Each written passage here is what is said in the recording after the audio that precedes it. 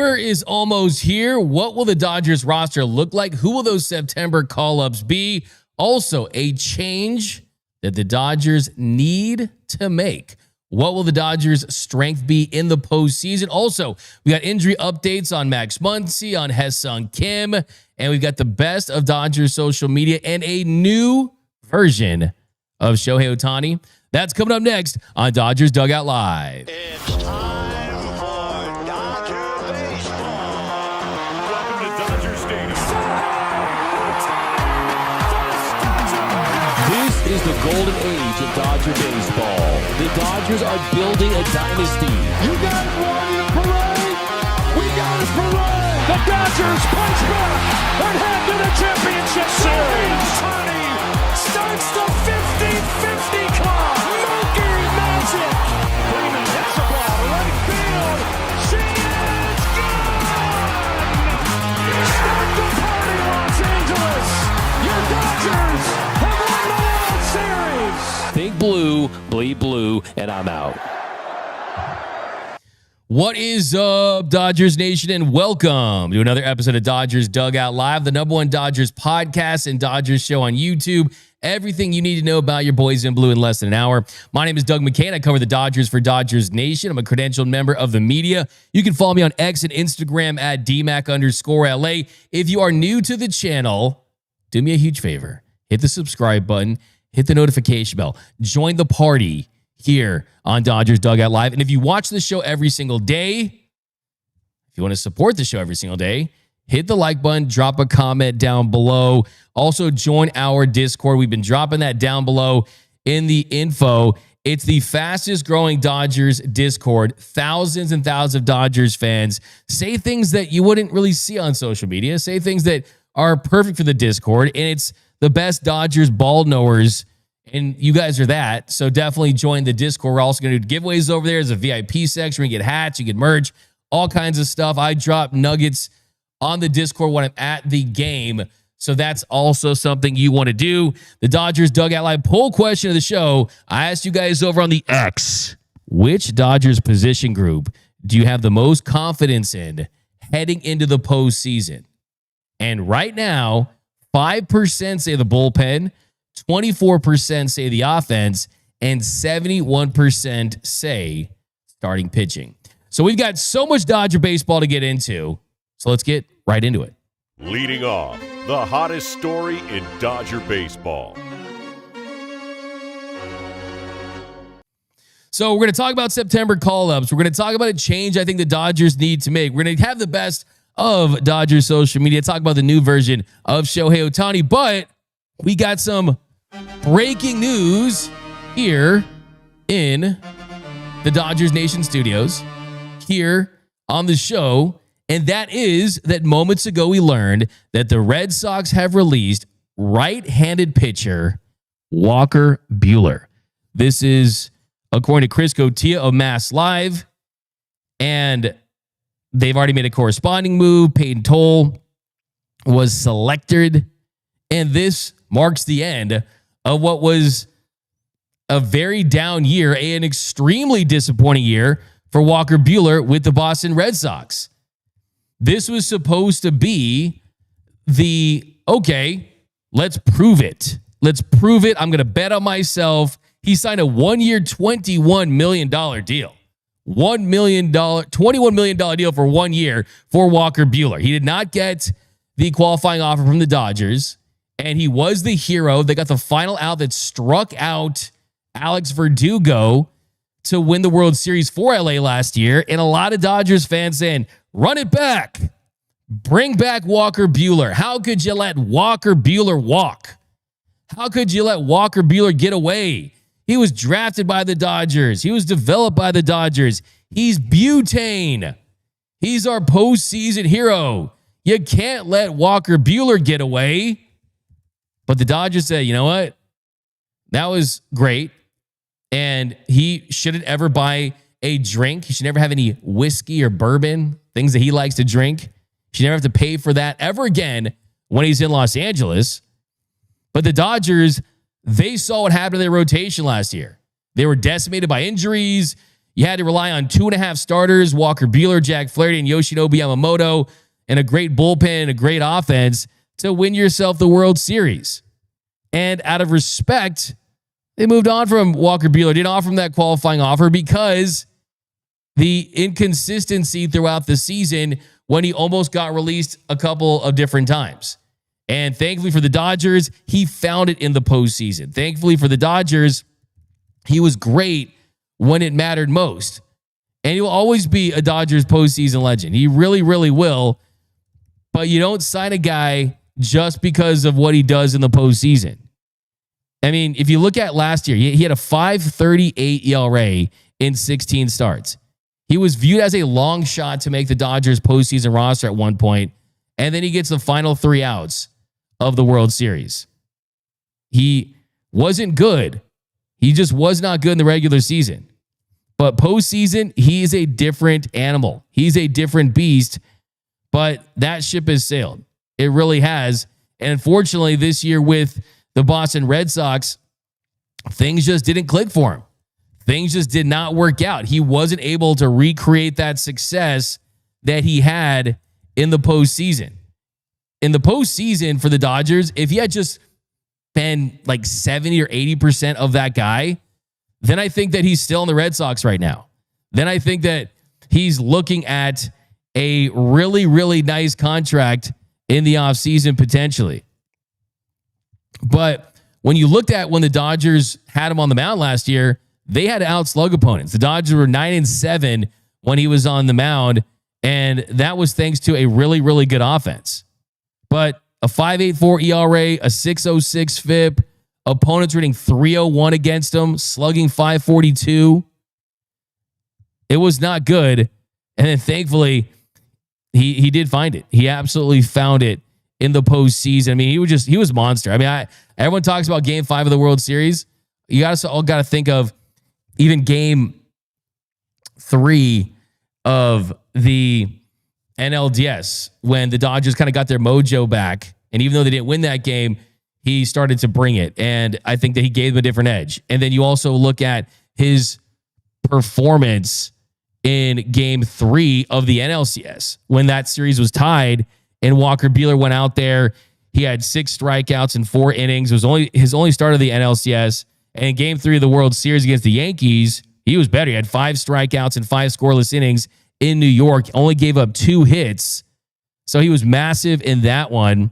And then Game 5 is going to be remembered. And it's going to be a part of Dodgers lore forever for the way that he said, hey, what would 22 do?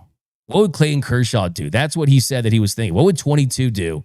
And that is walk over to the bullpen and get warmed up, get ready to go.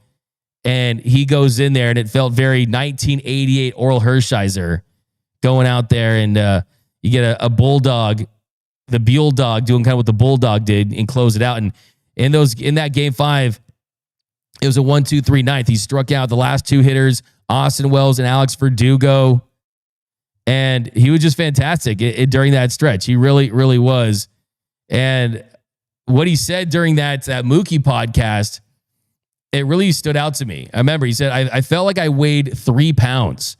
There's no one in the world that is more okay with losing Game 5 than me. I've been dog-ish all year. I know that I can take the downside of it. So the upside, as weird as it sounds, I deserve the upside. I'm ready for the down. I'm ready for all that.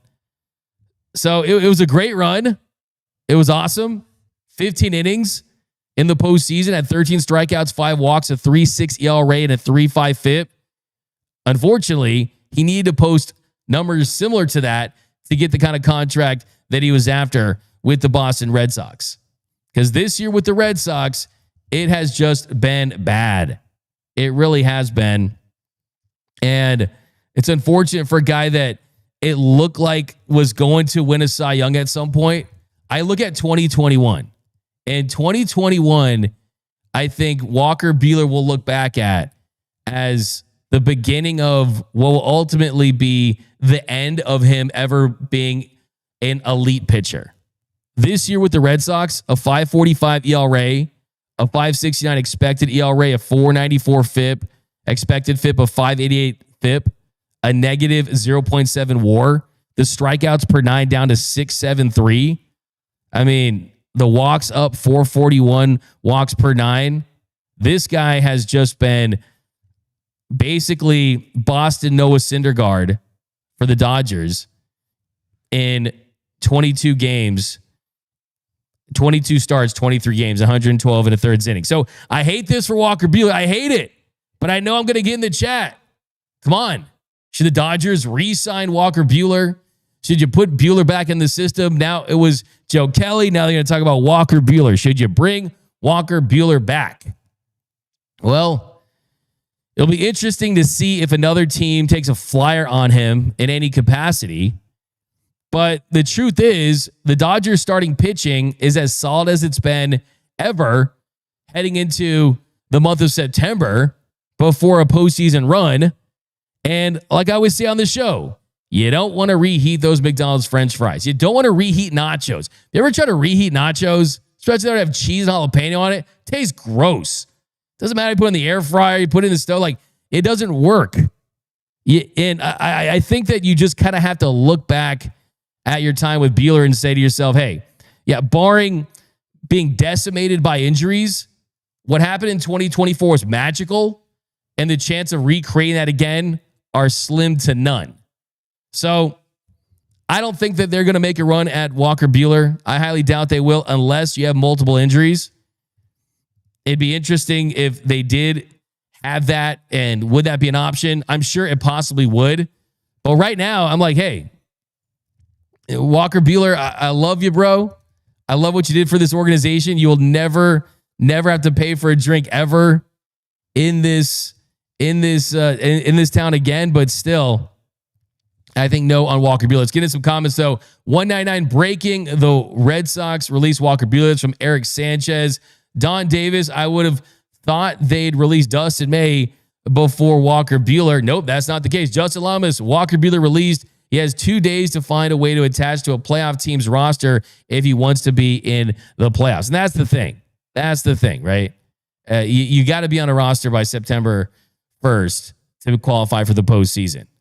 And you're seeing with Buehler something that really should make you feel even more thankful for how Shohei Ohtani looks.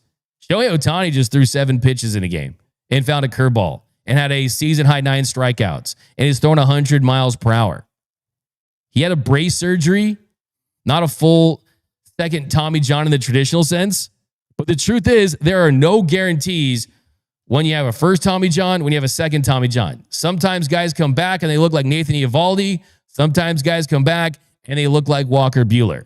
And it hasn't all been bad. Like I said, he'll always have the 2024 World Series, but that guy that we saw in 2021 that was carrying that Dodgers staff along with Julio Urias, and then they added Max Scherzer, that Buehler was driven into the ground. And I'm not going to place this on Max Scherzer directly for Mr. Dead Arm.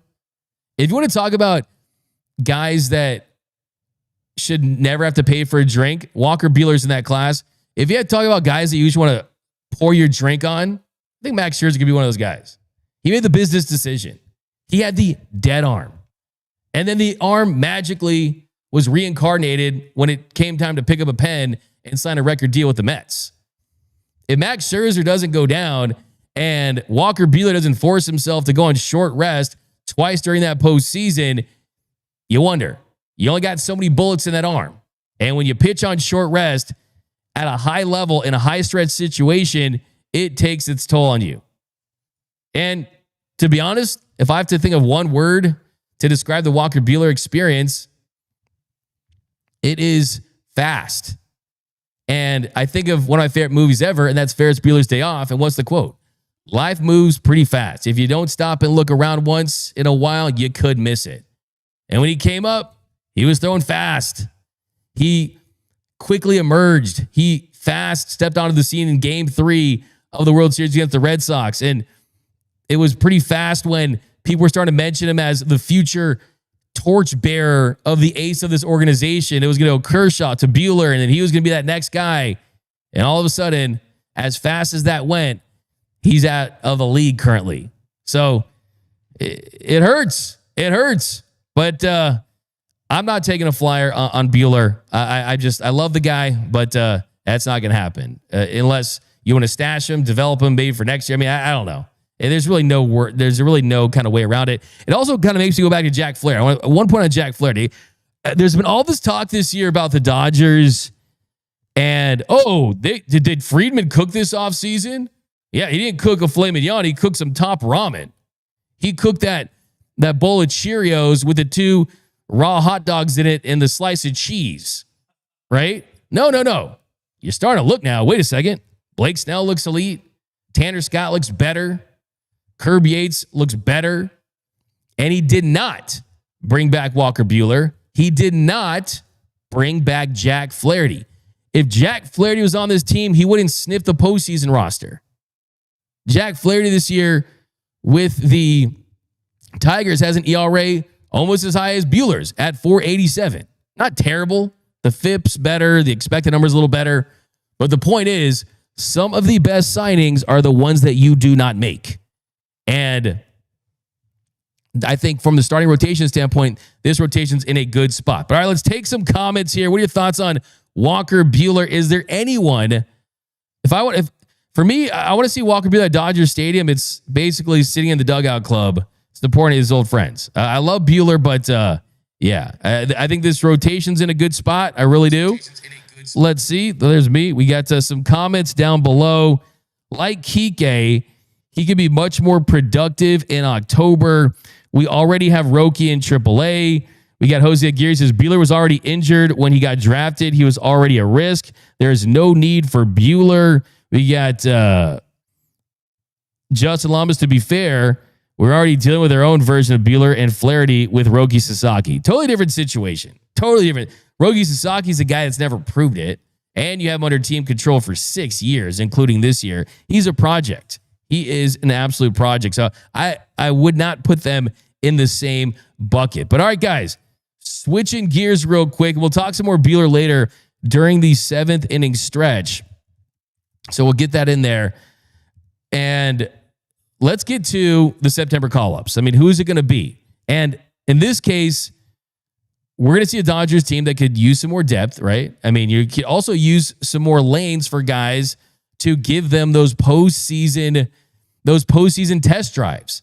And when the rosters are expanded to 28 and teams can carry 14 pitchers and 14 position players, you are going to see the Dodgers bring up Michael Kopech most likely and Ha-Seong Kim. And what this will mean is you are going to see less of the Alex Freeland types. And then when Tommy Edman comes back, when Max Muncy comes back, you'll see the corresponding moves. But what it will mean is you'll have Michael Conforto and Ha-Seong Kim on the same team at the same time. We saw that Ha-Seong Kim got some run in left field. We've seen Michael Conforto all of a sudden turn things around. It's going to take a lot longer of a sample size to feel like he could actually be something.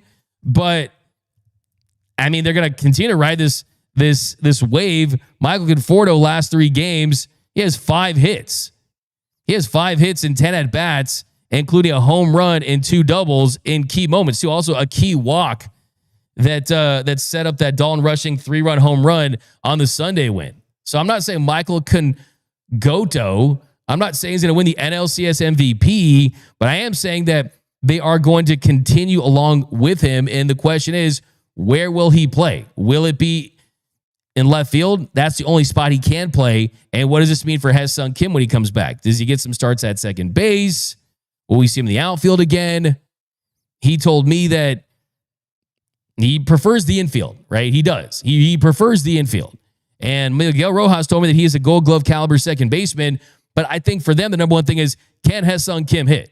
Because if Ha-Seong Kim can hit, he also gives you added value of a pinch runner that you can use late in games if he's not getting starts. So Kike is going to get his starts, man. That's something we need to realize here.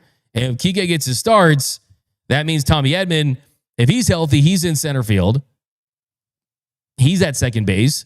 And then left field could be the open spot, or right field, depending on what they do with Teoscar Hernandez. I do want to mention, by the way, I've seen Teoscar Hernandez put in a lot more work in right field than I did early on the season. When I go to the games early, I can't remember seeing Teoscar Hernandez out there as early as he has been ever since that Rockies series where he had some of those defensive plays that you thought he should have made.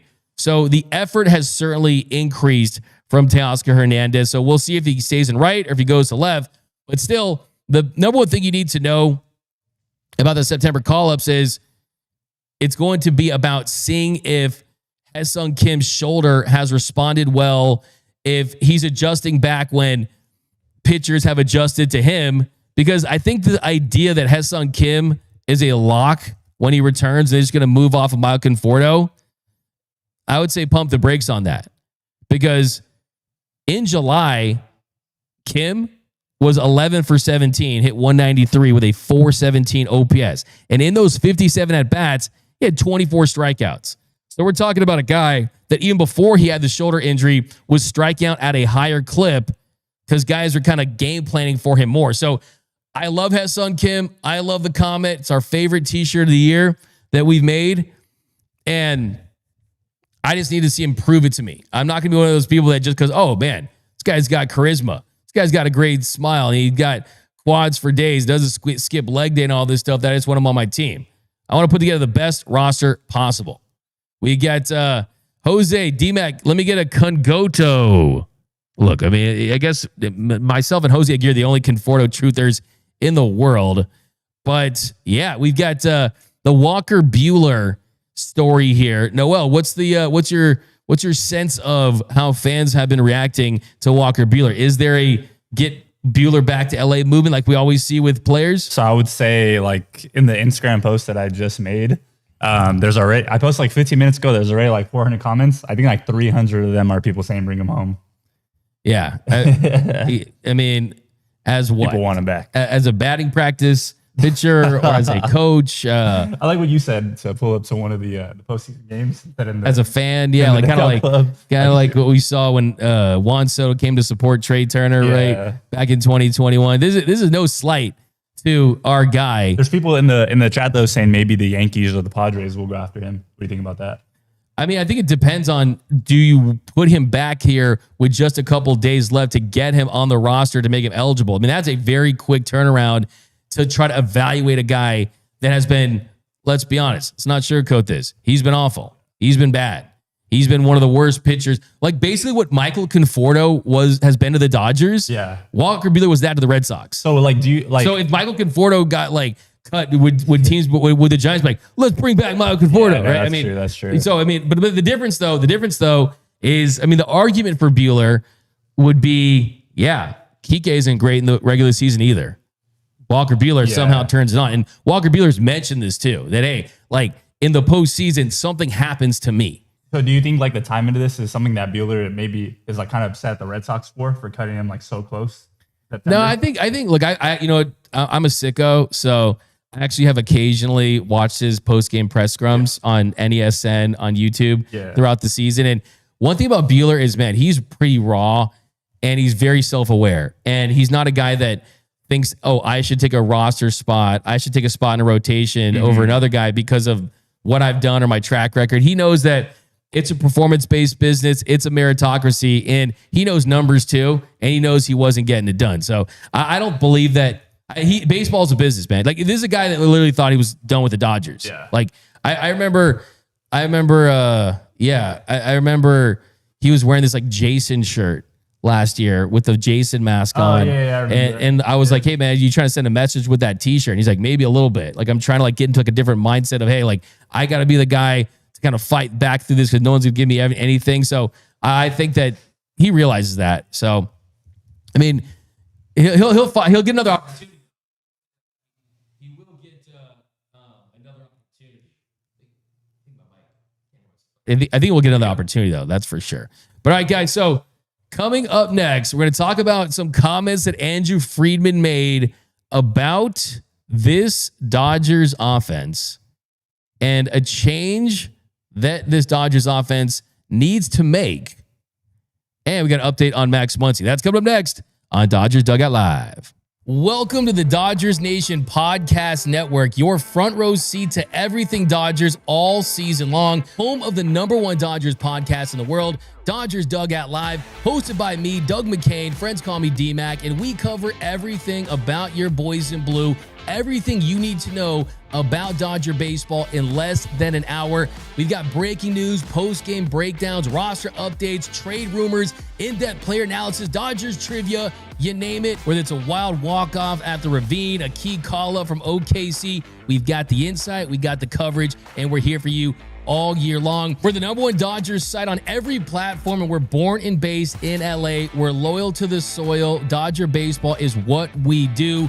Trusted by tens of thousands of daily listeners, Dodgers Nation is more than just recaps. We are LA. Whether you're in Echo Park or out in the Valley, Beverly Hills, whatever it is, if you bleed blue, this pod's for you. The more you guys subscribe, the bigger we can build, and we can do this together. So stay up to date with our Dodgers Nation post-game shows and breakdowns and podcasts. You can listen while you're lifting, while you're in traffic, or while pretending to answer work emails. We won't tell. Subscribe now on Spotify, Apple Podcasts, or wherever you get your baseball fix. So if you're a new listener or a longtime listener to the podcast, write us a review and we'll read it on the show. Join the conversation, stay ahead of the game, and never miss a pitch with the Dodgers Nation Podcast Network. And welcome back to Dodgers Dugout Live, the #1 Dodgers podcast and Dodgers show on YouTube. Also, a reminder, go to gearup.la. Go to gearup.la and get this new t-shirt. This is designed by the great Noel Sanchez. And I love this. It's the pitching Shohei looking at the hitting Shohei in the mirror. It's a unicorn vibe here. This guy does things that no one can do. It's just a great looking t-shirt. You guys have loved it. So definitely get them while we still have them over to www.gearup.la, along with some of the best Dodgers t-shirts in the game. You got a Kershaw CK3K shirt. Man, you know what? I don't know if it's me. Like Kershaw's been really cool this year. Like just ask him questions, get good answers. Yeah, I feel pretty comfortable around him. Like, could I work up the confidence and guts to go up and give him this shirt? Do you think I could do it, Noel? I think you could do it. You think I could? It's a beautiful shirt. I can see him wearing this. What if he was like, "Oh, it's a really good shirt. Here's a lawsuit for using my name, image, and likeness. That looks a little too much like me." What if he's like, what if he trademarked CK3K and I don't even know about it? And it goes from me being like, "Hey, Mr. Kershaw, I used to wear your jersey as a kid, and can I get a?" And then he's like, "Cease and desist." Maybe you give it to him, and then you tell them, "Here's some for you and your family to wear all together." That's not a bad idea. That's not a terrible idea. But yeah, go cop that CK3K shirt, guys, or at gearup.la. Okay, so we this sound says D-Mac, just give it a Kershaw. Okay, well, I'll do like a thing. I'll just throw it in this thing. I'll just run off. They said the no Kershaw doesn't lawsuit.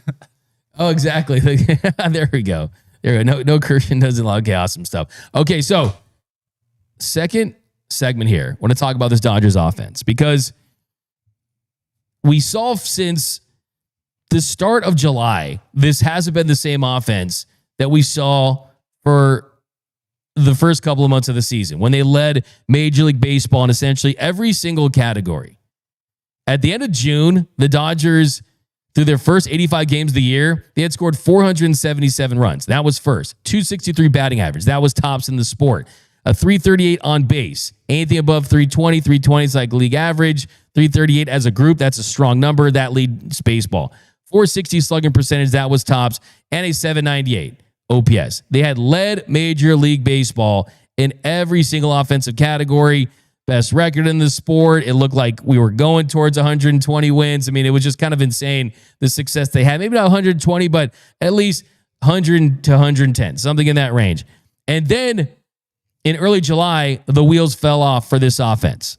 From July 4th until the explosion on the Sunday game where Freddie hit 2 home runs and Pages and Shohei Ohtani went off for a home run and Don Rushing had the 3-run shot. From that stretch at the end of June to the beginning of July, the Dodgers went from being first in the sport in runs scored to 25th. From first in batting average to 27th. From first in on base to 16th. From first in slugging all the way down to 23rd, and first in OPS down to a 706 OPS which is down there in the bottom third as well. So the offense went from best in the league, winning tons of games, to worst in the league in a lot of categories, and bottom third in the league in almost every category. And you had an under 500 record after the All-Star break, and you blew a 9-game lead in the division. So the question now becomes, what is the Dodgers offense offensively? What is their identity on the offensive side, in the box, at the plate? What kind of hitters do they need to be? Is it what I say? If you want the dub, you got to slug. Because I think if you want the dub and you can shove, then you don't have to do as much slug. And I think that is the new offensive strategy that the Dodgers need to have because of how good your starting pitching is, because of how good that bullpen is starting to become and has the potential to be. The Dodgers last year was like, hey, bro, you better hit bombs. The bullpen better go dominate. You needed to have big moments at the plate. And yes, their starting pitching still has to pitch in the postseason and stay healthy. But let's be honest, it's like a night and day difference with, one, the quality, and two, the depth they have with their starting pitching. Last year, we talked about the rotation they had heading into the postseason. The only guy that's on this team last year that will be pitching again in the postseason is Yoshinobu Yamamoto, and he has a year more of experience. He also is healthy, and he's still pitching at a Cy Young level. All the questions that we needed answered from this rotation, we've mostly heard, right? Yamamoto, proven to be a top 10 pitcher in this sport. Blake Snell, since he's been back, absolutely elite. He's been the best second half pitcher throughout his career, the highest K per nine of any pitcher in the sport. He's been great in his time in the postseason when he's gotten starts. So the Snell that we thought we were going to get in the first half has appeared in the second half when he's gotten healthy. Tyler Glasnow, I think, is the biggest question mark, just because his highs are high, but when he loses command like we saw in his start against the Padres, he can fall off the rails a little bit, but even his floor is not, oh, I gave up 5 or 6 runs. It's just, no, I can't go 6 or 7, and I might have given up a couple runs. And then Clayton Kershaw has pitched better than anyone could have ever hoped. A 1.88 ERA in the month of August. He's continued to pitch well in year 18. And then Shohei Ohtani looks like a bona fide, surefire, game one starter, legitimate ace, right? So because your starting pitching is so good, do you really need to be that team that goes out there and takes big swings, that chases slug? I don't think you have to do that. And I think we've seen slug in this 4-game winning streak. The big bomb by rushing. We've seen big bombs by, Mookie hit a big home run. Freddie couple home runs. Pages having a big night. This team is still capable of slugging, but I don't think you need to put as much pressure on yourself as you did last year. Last year, you're like, okay, give me 5-6 runs.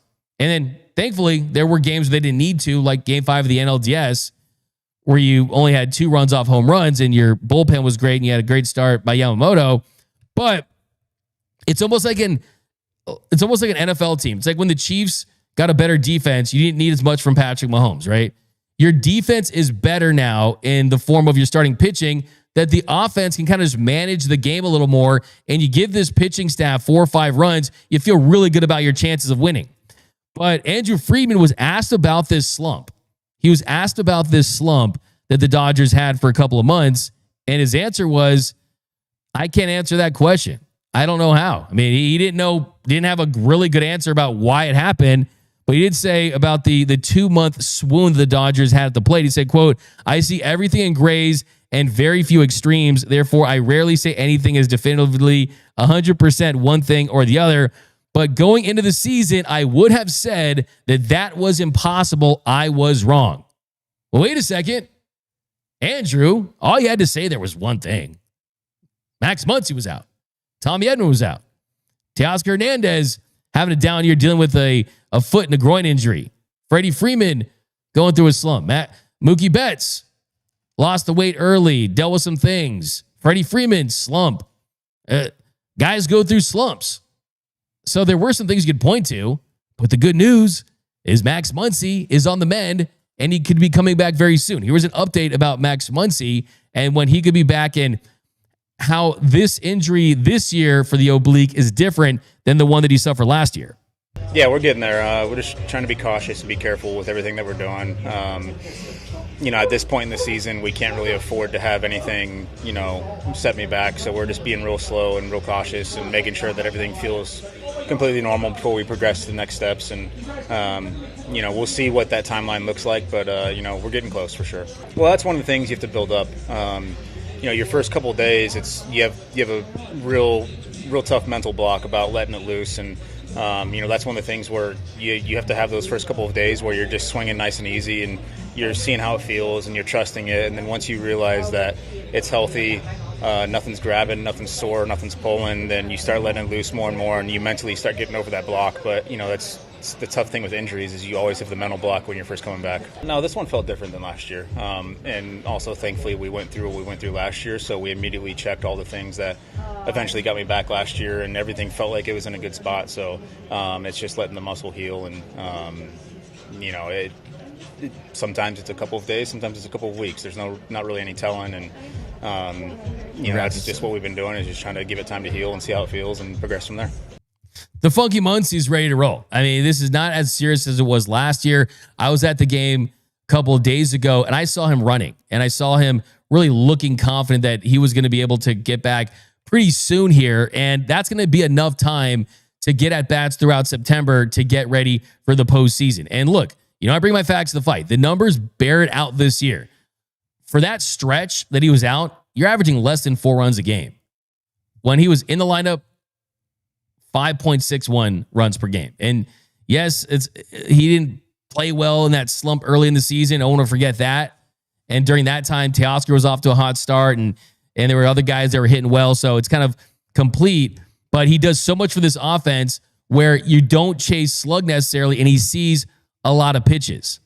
And 4.28 pitches per at bat, typically for Muncy. And I think that kind of approach trickles down and is contagious. Friedman also said about the slump that with the runners in scoring position issue, he said that hitting with runners in scoring position is always lumpy over the course of a season, but during the slump, the Dodgers were, quote, not making contact with velocity in the strike zone. So that's something we talked about on this show. I mean, if you watch the show for the last couple of months, one of the issues was they were the last team in baseball when it came to making contact with pitches in the zone. I think a lot of that had to do with the fact that guys are looking at their swing on the iPad, that guys are trying to figure out things mechanically. When you do that at the plate, you're chasing something and you're thinking too much, then you're not getting count leverage. Then you're falling behind in counts, and then you're kind of sped up, and then you're missing pitches in the zone. When you go up there and you just say to yourself, hey, the mechanics are the mechanics right now, and I'm not going to change that with one at-bat and one swing. You just got to go up there and try to give them a quality at-bat. Try to go up there and just compete with how the swing is at the current time, and you're going to be in a better spot for this team. Friedman said that it's a tough way to hit when you're not swinging and making contact at pitches in the zone, and that, quote, the Dodgers offense had a, quote, an imperfect storm. So what he said to me that really stands out, though, what he said to me is that, or what he said in this thing that really stands out to me, though, is, quote, looking back, it's been very frustrating and confounding. Looking forward, though, I just can't believe that it will repeat. For a team with this offensive talent for any kind of stretch. It happened, but I would bet on the floor for this offense to be the top third in Major League Baseball rather than the bottom 6. So you look at where this team was, and then you look at where this team has been in the last 4 games, where you have started to see the Dodgers start doing Dodger things again, right? 26 runs. They've hit 9 home runs and 885 OPS. I mean, that is the Dodgers offense we're going to see going forward. I think, look, to me, I think the Dodgers have the best chance of winning the World Series right now. I don't think you can make the case for any other team in Major League Baseball over the Dodgers at this point. I mean, look at the Phillies. They just lost Zach Wheeler for the year. You look at the Brewers. They just lost McGill, possibly for the year, a key closer. The Dodgers are in a really, really good spot as long as I think moving forward, they look at this stretch and say, hey, the starters are back. Guys are shoving. We do not need to fall into those dry spells like we have throughout spots. So I think the change the Dodgers need to make is when everyone gets back, Tommy Edman back in the lineup. Like the bottom of the lineup has not been really good, right? The bottom of the lineup has certainly struggled, but it's going to get longer when you get Tommy Edman back, Max Muncy back, when Ha-Seong Kim gets back, and we'll see if he hits. Then you're looking at a complete Dodgers lineup where the group project is changing, right? The group project at the beginning of the year, the offense, when the starters were out, had to do 70% of the work, it felt like at times. And then now it's kind of more like it's they only have to do 40% and the pitchers can do 60%. So the group project that they all have to want to get an A+ on, they don't have to be the smartest and the most the biggest contributor to that group project. It's the starting pitching and the bullpen that could be the strength. And the funny thing is, the Dodgers offense would be the strength for most teams in the league with the lineup that has Shohei Ohtani, Freddie Freeman, Mookie Betts, Teoscar Hernandez, Will Smith, Max Muncy, Tommy Edman, and Andy Pages, and who, dare I say, Milo Conforto. Okay, I'll duck. But my point is that, hey, the change needs to be that you don't need to take too many big swings. The Dodgers offense can get back to its identity where you don't chase the slug, you let the slug come naturally. That is what I think they've learned in this stretch, and that, hey, if the Dodgers ride a rotation of bullpen to a World Series, then fine. And you get timely hits and you come through with big knocks when you need to. So I love the way that this thing is lining up with the rotation, the bullpen, and the offense not needing to score 10+ runs a game just to get a win. And I think that they're going to quickly realize that they don't have to be up there with as much pressure. And they still might have those games where they score 8, 9, 10 runs, but I think they'll do it because they won't feel as much pressure at the plate. It'll be more of a relaxed approach because of how talented this team is. But all right, guys, we're going to get to your comments. We got some awesome comments of the show. We'll talk about the Diamondback series. Got some problems, but it is Friday, so we got to do some designated Twitter. The best of Dodgers social media. We've got the best of Dodgers social media here. And one of my favorite segments that we do that is always good time. So let's run that, Noel. Designated Twitter, the best of Dodgers social media. All right, first one is from, let's take a look here. Designated Twitter. Who's going to win? Okay, this one. Okay, this is so what did you guys think about this? This is the Shohei Ohtani little side finger gun after a strikeout. I love it. Was so smooth. It was so smooth. I hope he doesn't have to. I hope the league doesn't try to teach him breathing exercises like the NBA was trying to teach John Morant. I don't want to see a Shohei Ohtani John Morant thing, but I love this. I mean, this shows that, hey, man, he's got that killer instinct in him. But yeah, of course, they're not going to mess with their golden boy. But John Morant does that, he's in trouble. Joe Kelly does that, he's probably in trouble.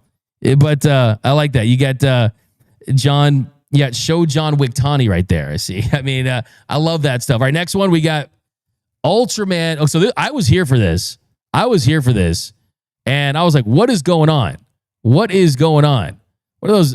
Like a big bug. Is it Ultraman steps onto the legendary Dodgers stadium and protects everyone from alien Baltron's clutches? Noel, are you an Ultraman guy? Nah, but I didn't know too much about this. Might need Rob for this. Not gonna lie. No, I had. So I posted it, I think, on the story, right? And Antonio hit me. I was like, wow, you're so lucky. You were there for Ultraman? Hey. Shout out to my man, Tony Tater. So shout out Tony. Are you guys Ultraman fans? Let me know down below. All right, here we got. Let's see. We got, this is a long one. Dodgers Burner at Dodgers Burner. I'm totally late on this, but I just want to say that Walker Buehler sacrificed his health and financial gain for his teammates in 2021. He gave the Dodgers every last ounce of baseball that he had in him last year. He will always be a Dodger legend. That's basically what I was saying at the beginning is, yeah, he really emptied the tank in 2021. I remember him saying that it was almost like a rite of passage for him to pitch on short rest. That guys like Clayton Kershaw had done it before him, so he wanted to do that. But we'll never know how much that cost him. All right, what else we got? We've got Nice Kicks at Nice Kicks. Malik Neighbors brought out custom Dodgers Nike Kobe 6 inspired cleats in the Giants preseason game against the Patriots. Those are fire. Those are the Dodgers Kobe 6s. I like those. Those are sick. Let's see what else. We got our friend Doyers Dave. He goes, wow, this is intense. Kyle Schwarber has a 3-run home run tonight. MVP is the chant at CBP. I think I'll tackle this one 7th inning stretch. The Kyle Schwarber versus Shohei Ohtani. But I like that. Look, Sujo. How about this? I've been a part of so many great moments in my 10 seasons with the Dodgers, but working with V and Sonny in the same week was so special. Both of them are incredible in their own right, and it made me so proud to be Korean. This is awesome. Yeah, V, that really was such a story this week. And, I tweeted that thing out about V, and I mentioned some of his songs, and someone underneath it said, oh, you just Googled V's songs. Really? You don't know me. You guys don't know me. I could name every single member of BTS. Ready? Jungkook, J-Hope, Jin, Jimin, Suga, RM, and V. That's the 7. That's the 7. And if you are a BTS fan, you have your bias, right? Your bias is who's your favorite member. And then you have your bias wrecker, who's your second favorite member. That's a threat to who's your favorite. I have no bias. I am a OT7, which stands for one true 7. That's when you believe that the whole group is your favorite. And yes, it's because my wife is into BTS. All right, let's be honest here. But there we go. I like the Torter flag. Okay, what else we got? What else we got? George. Okay, we got Dodgers Nation. I like this account. This is a good account.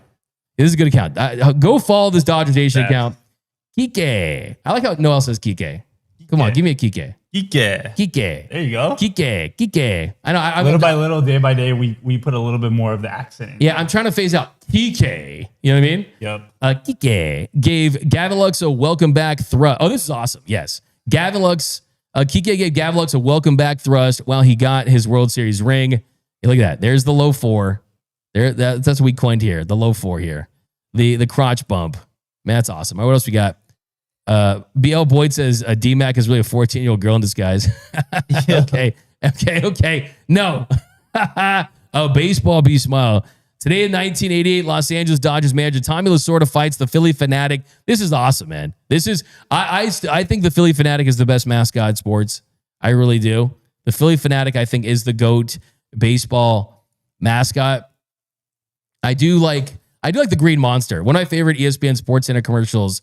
There's that one where you had David Ortiz and Jorge Posada, and David Ortiz is putting on the Yankees cap, and the Red Sox mascot, the Green Monster, is walking by with all these videotapes, and he sees Big Papi with the Yankees hat on, and he's like folding it, and then the Green Monster drops all the tapes, and David Ortiz like, Wale, it's not what you think, Wale. It's a great one. All right, anything else? We got one more. One more. Here we go. This is okay. This is not even like funny. I think this is kind of cool. I know I can't guarantee what's going on here. This is from Reddit user Zoro-san 22. Ohtani looking emotional after pitching 5 innings. And I think that it's almost apropos that we have this in a day where Walker Buehler gets released by the Red Sox, and you kind of see where this emotion's coming from. Like, there was no guarantees that Shohei Ohtani, coming back after a second major arm surgery, was going to pitch as well as he has.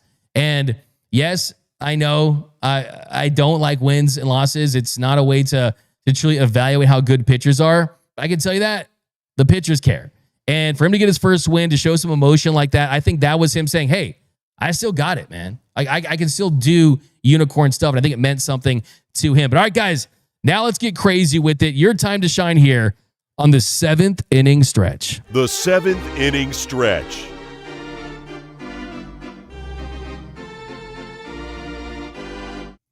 Joseph Megazzeni, D-Mac, who are the probables for tonight? Or for this weekend series against the Diamondbacks. And it is going to be a nice slate of pitching for LA. You got Blake Snell going against Zach Gallen tonight. 7:10 start, the Ravine. Then Saturday, 6:10 start, Tyler Glasnow going against Eduardo Rodriguez, Erod, but I'm the only guy that chose not to go to LA. And then it is Yoshinobu Yamamoto against Brandon Pfaadt. Brandon Pfaadt. I always like saying Brandon Pfaadt because it reminds me of someone from Boston saying fart. You know what I mean? I just farted at Harvard Yard. Okay. So here we go, guys. Super Chat 499. D-Mac is Ohtani the 2025 MVP. Seemed like a lock until Schwarber last night, who's now getting more buzz, but virtually all numbers favor Show. So Kyle Schwarber had an incredible night yesterday. 4 home runs is just unbelievable. But you look at where Schwarber is for this season, and yes, offensively, he's putting up a great year. I mean, a 159 weighted runs created plus with 49 home runs. If you look at his WOBA, if you guys are going to study a stat, WOBA is the stat. It really is. It takes into account singles, doubles, triples, home runs, walks, getting hit by pitch, getting on base compared to league average. And his WOBA is 402, right? So a 4.5 F4, 159 weighted runs created plus. He's been 59% above league average, 49 home runs, 119 RBI. Now let's check his pitching stats. Oh, wait. He doesn't pitch? Wait, you don't pitch and hit and you think you're going to be an MVP candidate? He shouldn't get one vote. If he gets one vote, then whoever voted for him should be fired. I don't care if it's his relative who works in the media. Shohei Ohtani is still having a superior season to him offensively. His 168 weighted runs created plus is higher. Sure, he has a few less home runs, but the WAR is higher, a 5.9 F-WAR for Shohei Ohtani. You look at where the B-WAR is, it's at 5.6. You look at Kyle Schwarber on the season, the B-WAR is at 4.4. No, Kyle Schwarber, it should be considered a career achievement for you that you're on the same ballot as Shohei Ohtani. The highest that Kyle Schwarber has ever finished in the MVP voting was 15th. That was in 2024. So sure, he might get some upvotes, but no, there is no conversation. This is no debate here. Kyle Schwarber has zero business being in the MVP conversation with Shohei Ohtani, and that's that. George, doctor to Muncy, no groin bumps with Kike for at least 4 weeks. That's the comment of the show, right? That's the comment of the show. Comment of the show for sure. I love that. Let's bring that back so we get the username here. You want that control? Let's get the username. George F8H over on YouTube. Doctor to Muncy, no groin bumps with Kike for at least 4 weeks. That's our Dodgers Dugout Live poll question. Comment of the show. Danny D says, super chat for naming all members of BTS. Hey, man, you Blackpink too? Jenny, Lisa, Rose, Jisoo. What?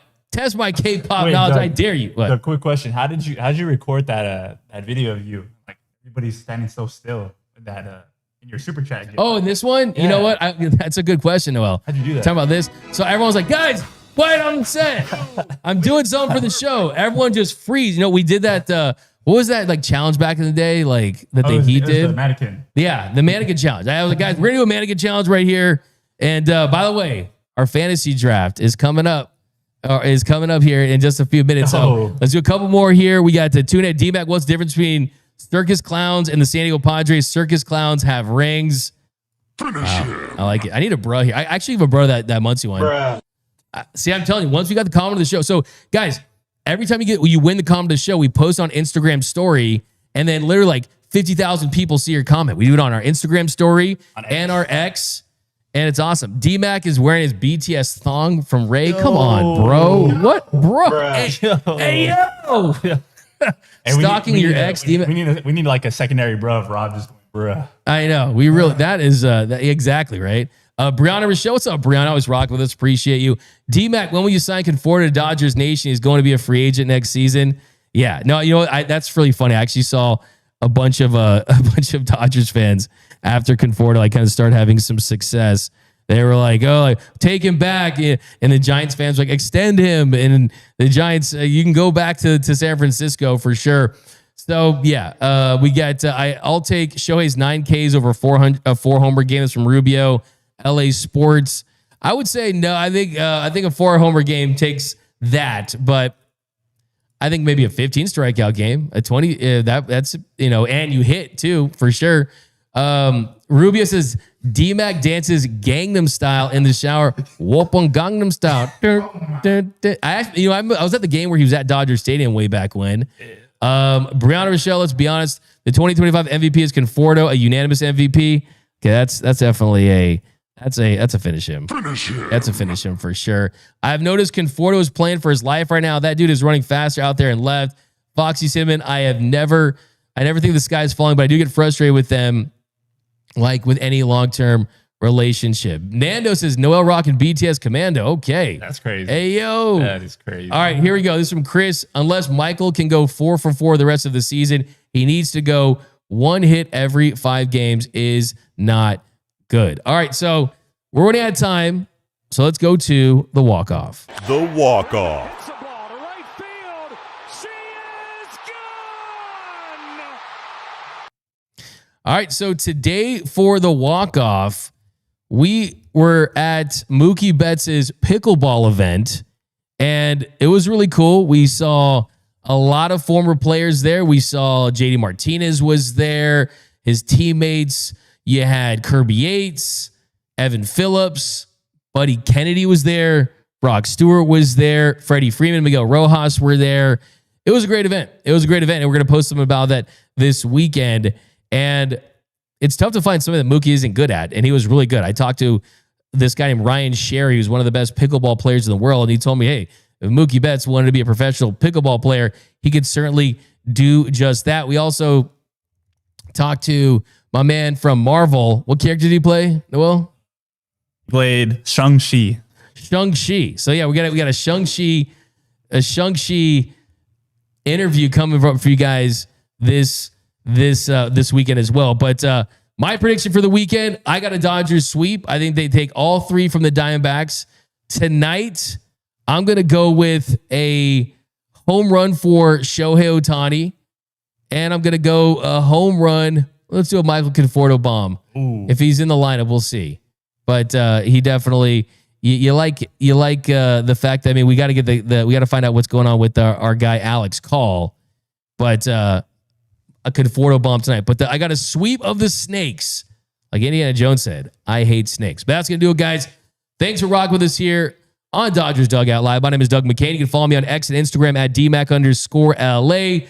Follow Noise by Noel Sanchez for his great producer work. See him all over social media as well. Subscribe to the notification bell. Hit the like button for your Los Angeles Dodgers.